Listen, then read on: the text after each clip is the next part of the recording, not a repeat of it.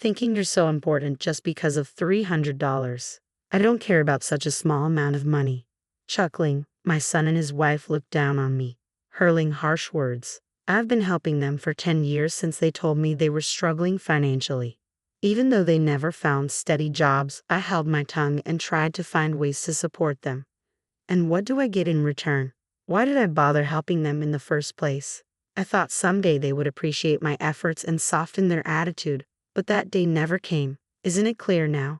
I can't help but feel angry at them for laughing it off, saying it's not enough or just pennies after I've dedicated 10 years of my time and savings to them. I have devoted myself silently to my son and his wife, but today that changes. My name is Mary, a homemaker in my 50s. Since my husband passed away, I've been living alone. We have a son who moved out after college and now has a family nearby. Though our relationship isn't great, they've been a bit troublesome. After college, my son got a job where he met his wife, who became a full-time homemaker after they married. However, less than a year later, my son quit his job due to issues with his boss, assuming he'd easily find another. But things didn't go as planned.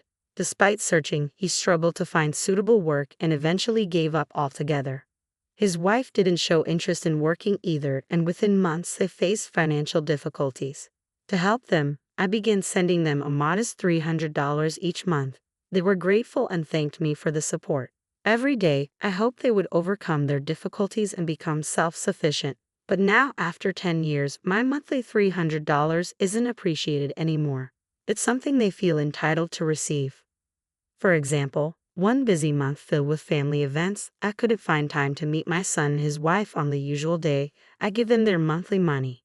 Late that night, I heard loud knocks on the door. It was my son and his wife.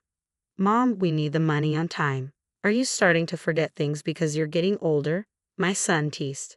Tired and sleepy from a hectic few days, I replied, "I'll give it to you another time. Please go home for now." Then his wife, her face red with anger, said, "This happens every month. You have to give it on time. Just because you're my husband's mother doesn't mean you can behave like this." And she grabbed me by the collar. Shocked by the sudden confrontation, I reluctantly handed over the $300 to my son and his wife, which I had prepared earlier. "If you had just given it to us in the first place, this wouldn't have happened. I don't want to resort to physical force with you either," his wife continued. "You should listen to us and behave. Remember, if you ever lose your mind, we'll be the ones taking care of you. It wouldn't hurt to stay on our good side, right?"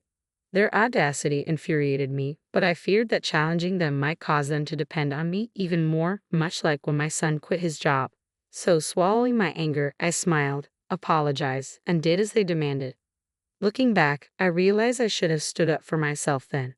But my overwhelming desire for them to become self-sufficient left me feeling powerless. The unpleasant memories with them weren't just confined to that day. I received a call from a concerned neighbor. "Mary, can we discuss your son and his wife?" "Oh dear," I apologize. "I'll be right there." Apparently, when the neighbor returned from shopping, she noticed signs of a break-in at her place. After checking the security footage, she was shocked to see that the culprits were actually my son and his wife. Although her home was ransacked, nothing appeared to be stolen. Knowing about my strained relationship with them, she chose to contact me first. I left work early and reached out to my son and his wife. Together, we visited the neighbor to apologize. "I'm truly sorry," I kept repeating, but my son and his wife didn't seem remorseful. The neighbor seemed displeased, but things settled down after I agreed to cover the cost of the broken window. However, on the way back home, they said something shocking. "Why are older people so uptight? We just needed to borrow a few things," they remarked. I was so taken aback that all I could manage was, "Like what?" They continued, not even looking at me. "Sure, we broke a window and made a mess, but we didn't steal anything. Isn't she overreacting?" My son simply nodded in agreement. I couldn't comprehend what they were saying and remained silent the entire journey. Watching everything unfold, I should have found the courage to speak up to them instead of being afraid. My silence only showed my weakness. After that incident, I noticed their behavior becoming more aggressive. Thankfully, aside from the neighbor incident, they didn't cause major problems. So I continued to help them, hoping they would become self-sufficient one day. Whenever they asked for something, I bought it if I could afford it. My son wanted gadgets to socialize, while his wife desired luxury items to feel on par with others. Their demands kept growing, and they increasingly relied on me for everything. Even on my days off, they'd call me over for household chores. I worked tirelessly. They wanted more than just money. They lacked the means and motivation to earn for themselves. Thus, I felt obligated to support them. Despite my exhaustion, I remained dedicated to my job and fulfilled their requests, which left me drained. I developed dark circles under my eyes, my skin became rough, and dizziness became a regular issue. My son and his wife mocked me, saying, "You look like a mess," and his wife even pointed at me, saying, "She's given up on herself."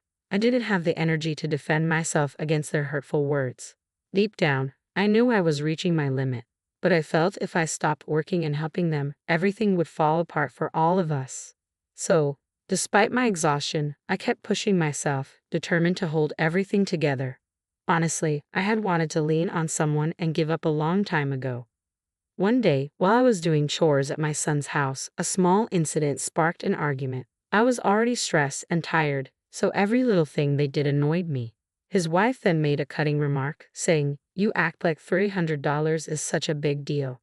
My son, influenced by her words, added, "We don't need that messy amount," and handed back the $300 I had given them that day. They scoffed, saying, "If you're going to give us money, bring a decent amount," mocking and looking down on me. Those words sparked something inside me. "Fine then," I blurted out, "I'll stop. I won't think about the future or your feelings anymore." They both looked puzzled as I began packing my things to leave, but soon they burst out laughing. "Come on, Mom, quit playing around. If we left you, you'd be all alone. You wouldn't have the courage to live without your precious son and his wife," my son mocked. "Mary, since when did you become such a joker? That wasn't funny at all.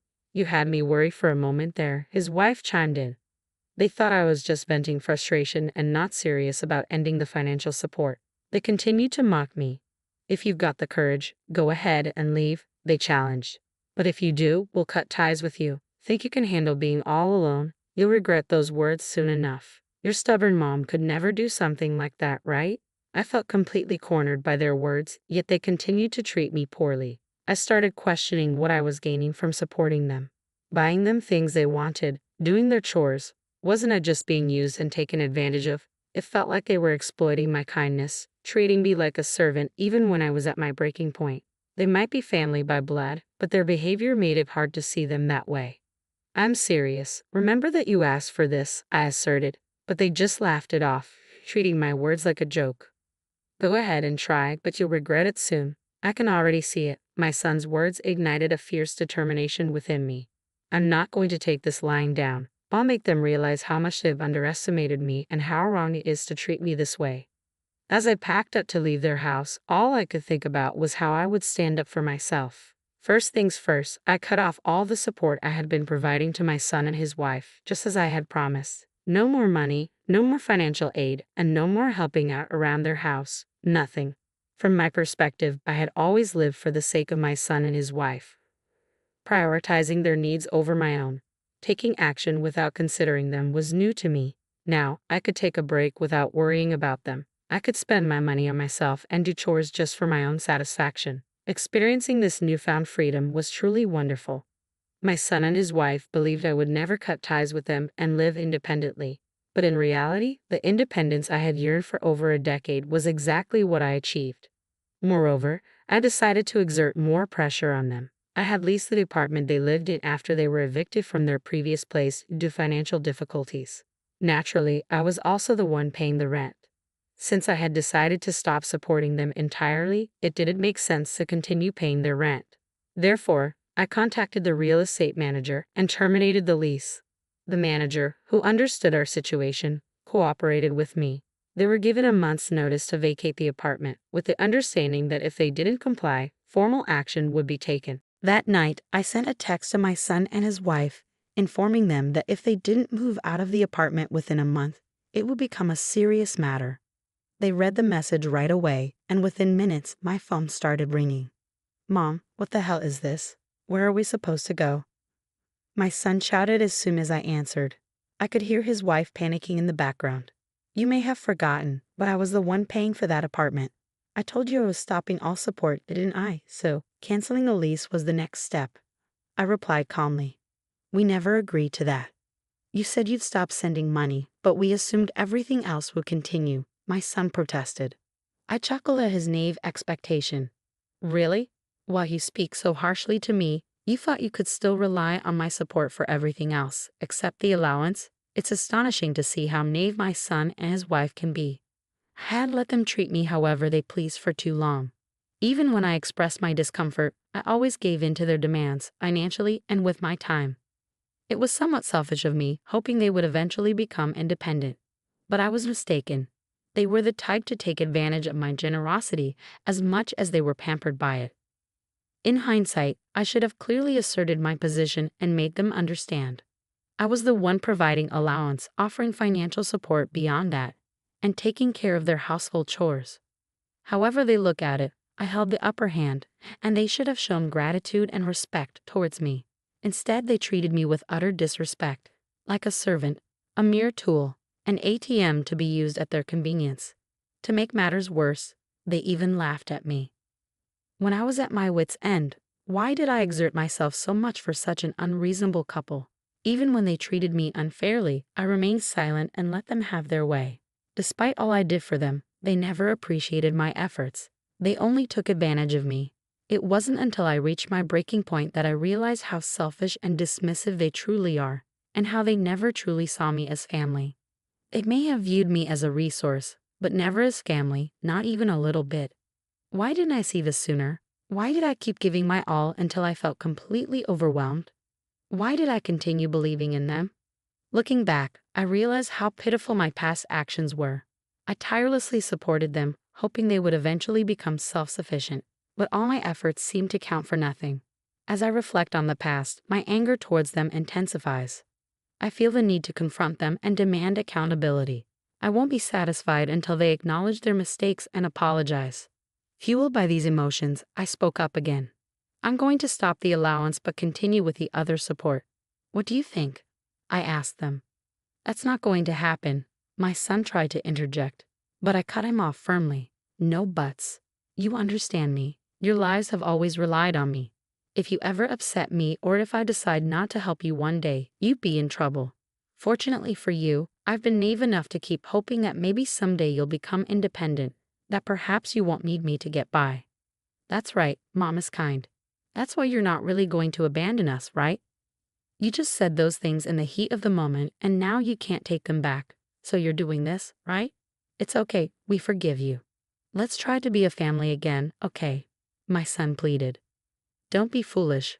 I've finally seen things clearly. Despite all the support, you two don't even want to be independent, do you? You just want to keep living comfortably on my dime, don't you? I retorted firmly. Trying to explain himself, my son backpedaled. That's not it. We did want to be independent, but we couldn't. We haven't even been looking for jobs. My wife feels the same. We tried in our own way, but it's been impossible. Almost laughing at his response, I couldn't believe their audacity to claim they had tried their best in their own way. I had been observing my son and his wife closely for years. Neither of them seemed to put any effort into finding jobs or living frugally. Instead, they were comfortably living off me every single day. How could they possibly say they had tried their best? Listen, Mom, we're really grateful for everything you've done. We can't even express it in words, but you've always gone above and beyond for us. We know we depend on you to live, and we'd be lost without you. So why don't we start over? You need us too, right? My son pleaded. Are you kidding me? I don't need you, I responded bluntly. On one hand, there's a guy who's still stuck on some trouble from 10 years ago, never holding down a steady job and just being lazy. And on the other hand, there's a woman acting like a stay-at-home wife, never supporting or pushing her husband, just doing as she pleases. You think I need people like you too? You couldn't be more wrong. Do you have any idea how much I've endured because of you two? Day in and day out, I work to make money for you, and even when I'm not working, I'm doing chores for you. It's been incredibly tough, and I finally come to realize that. After all that, I'm not naive enough to want to be family with you too. Don't say such harsh things, Mom. We need you, my son insisted. Without someone like you supporting us all the time, Despite my words, my son continued to argue from his perspective, disregarding mine. As I pondered what to do next, I suddenly heard a voice shout, "Give me that." Then his wife took the phone. Mary, honestly, I've been frustrated with my husband's selfish behavior too. Most men go out, work, and support their family, but he just wanders around, not working. For my sake, I regret marrying him every day. I feel just as hurt as you do. I'm a victim too. Please help me, even if it's just me, I can't do this without you. After making her shocking plea to abandon her husband to save herself, his wife continued, I'll do anything you need me to do, whether it's housekeeping or anything else. Use me however you want. Please, Mary, don't abandon me. Her words left me stunned, and I could hear the couple arguing loudly over the phone, each trying to assert control of the conversation. Annoyed by the chaos, I frowned, and suddenly, it seemed the phone was knocked out of hand and the call disconnected. Days passed without a call back from them. It turned out their relationship had deteriorated significantly after that incident, leading them to decide on divorce and go their separate ways. They blamed each other and even fought over money, prolonging the dispute until their divorce was finalized. After the divorce, both of them tried reaching out to me, but by then, I had already blocked their numbers, so I never heard from them again. My son took on a factory job, working day and night just to make ends meet. Meanwhile, his ex-wife tearfully returned to her parents' home and confessed everything. They reprimanded her harshly. She came to apologize, accompanied by her parents, but she was crying so much that I couldn't make out her words. Since then, I've been living for myself. For a decade, I had been tied down by their needs and never had a moment to focus on myself. Embracing a life centered around my own needs felt incredibly refreshing and liberating. Although I ended up alone without them, I found solace in it. I'm uncertain about the future. There may come a time when I won't have the luxury to live solely for myself. But for now, I believe I deserve to prioritize my own happiness.